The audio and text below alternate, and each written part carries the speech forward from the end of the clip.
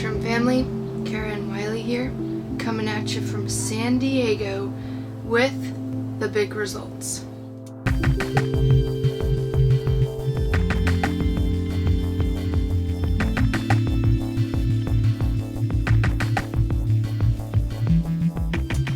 Now, some of you may already know from our TikTok, when we were in Arizona just a couple days ago, I found some very mysterious rocks on the desert floor. Now, I am a big advocator for research and identifying things, species, mushrooms, plants, animals, and I've just gotten into rockhounding. I have not identified many rocks yet, but I got a little bit excited when I was looking at these rocks. Basically, I started doing the research, brought some specimens home from where I found them. I tested the specimens to see if they were magnetic, and in fact they were. I scoured the internet for hours that night, learned about the 3 different types of meteorites. Didn't know about that. That night I also looked up some places to visit in Tucson, which was just an hour north of where we were staying. So that next day, drove to Tucson. Turns out all the rock shops are closed. We're talking, Tucson is the gem lapidary rockhounding capital, y'all. Like, it's the big cheese. And I got there, desert town. Well, it's a desert town, but it was deserted. Kinda. Turns out it's President's Day. I'm like, alright, what's the big...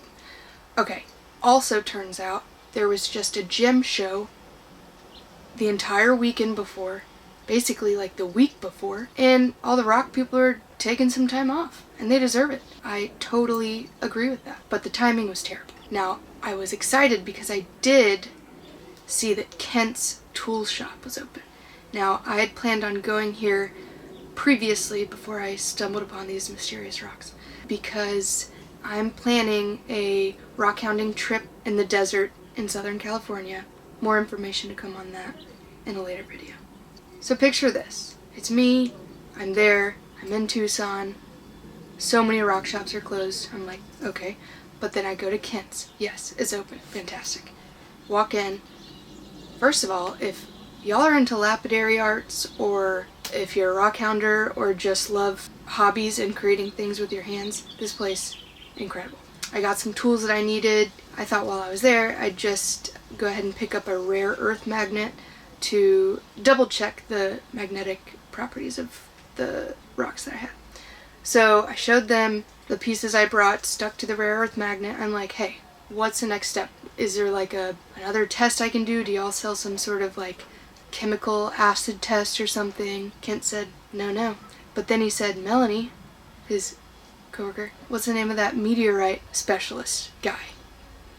And Melanie's like, it's a woman, and her name's Suzanne, and she owns Raining Rocks.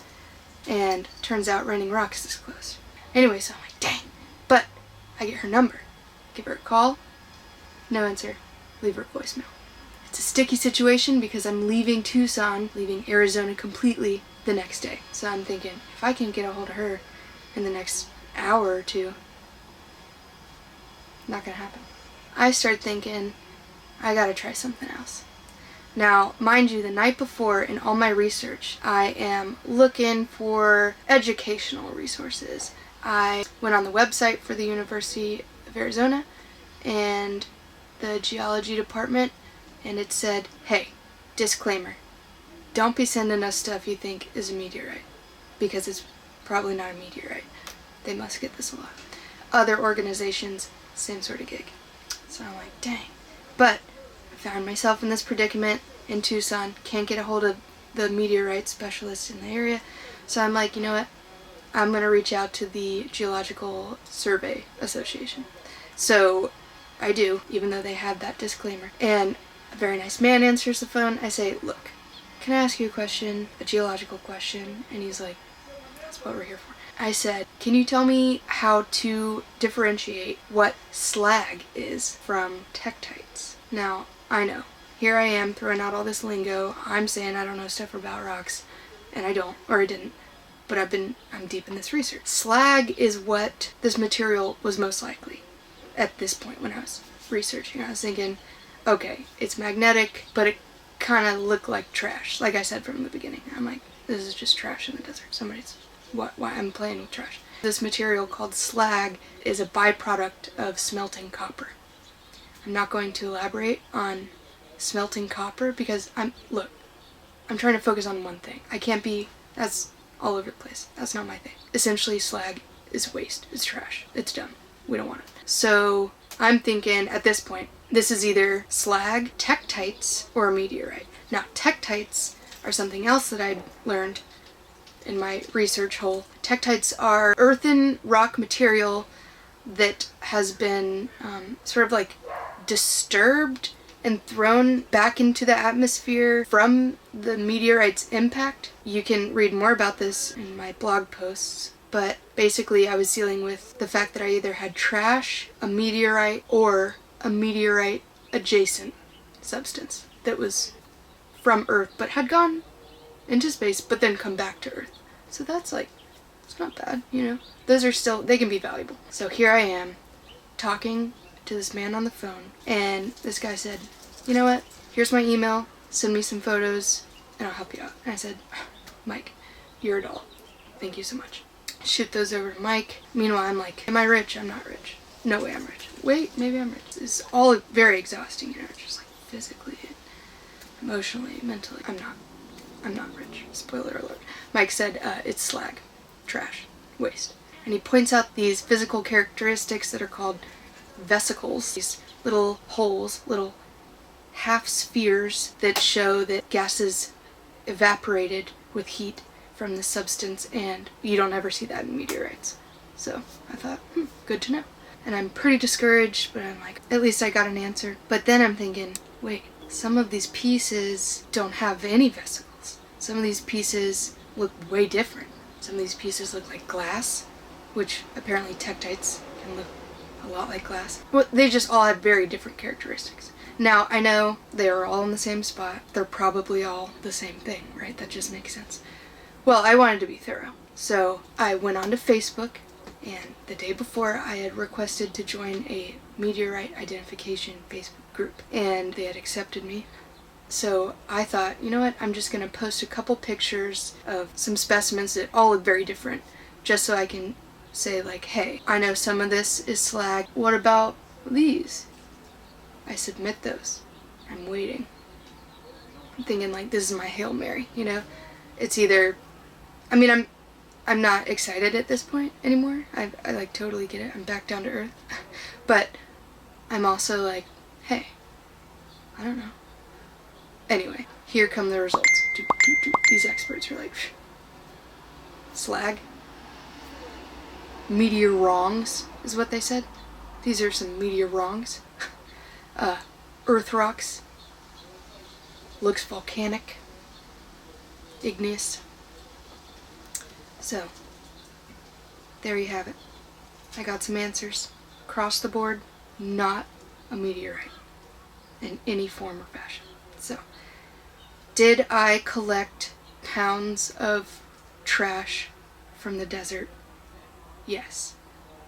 But was I thorough in researching and identifying those pieces of trash? Absolutely. And that's what's most important here today. A lot of you on TikTok were so excited for me, made me so excited. A lot of you on TikTok were like, hello, this is slag. Is anyone listening? This is not a meteorite.